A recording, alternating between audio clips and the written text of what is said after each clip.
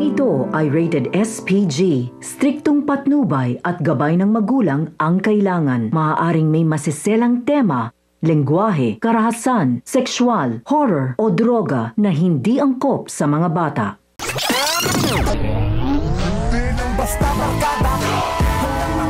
Muling ang pinakiusapan ni Primo si Lucio na pumanig sa kanila at sana'y maibalik nito ang kanyang pagtitiwala sa kanya. Ayon pa kay Primo, ito na ang kanyang huling pakiusap at papartihan niya na sina Lucio at Yoli kung ano man ang makukuha nila sa kanilang susunod na misyon. Ngunit iginiit ni Lucio na hindi na niya kailangan ng pera at kailangan niya ay respeto at dahil mapilit nga si Primo, di kalaunan ay pumayag na rin si Lucio. Sa kabilang banda, isang magandang balita ang natanggap ni Ben dahil tuluyan na nga itong makakalaya. Habang ang grupo ni Nabong ay naghahanda na para sa isang malaking gulo na kanilang pinaplano, pati ang mga armas na gagamitin ay kasadong-kasado na. Masayang bumalik si Ben at ibinalita kina Enteng na makakalaya na siya dahil napawalang sala na siya. Kaya wag umano silang mawala ng pag-asa.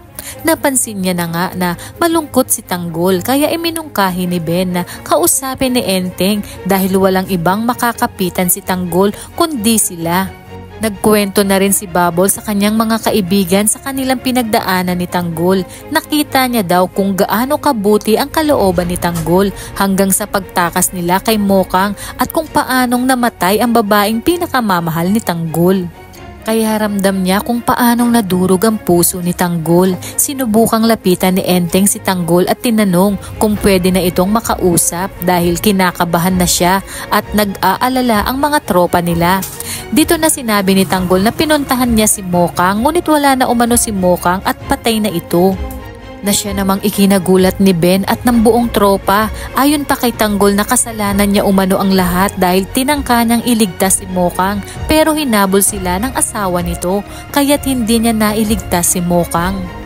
Ang mga dapat nating abangan ngayong Martes, malakas na nga ang loob ni Tinding na si Tanggol na nga ang nakatakas at nag-iwan ng pera kaya naman nangangamba si Noy kung paano sa pagbalik ni Rigor ay makumpirma nitong nakatakas si Tanggol. Sa pagbalik ni Rigor sa bahay ay nakampante na si Noy at Tinding dahil naroon umano si Tanggol sa loob ng bilibid ayon kay Rigor. Ngunit hindi umano ito naniniwala na hindi nakakalabas si Tanggol kaya itutuloy niya ang pag-iimbestiga. Nagpadala ng maraming babae si Don Julio kay Ramon ngunit nagulat sila nang paputukan sila ng baril ni Ramon.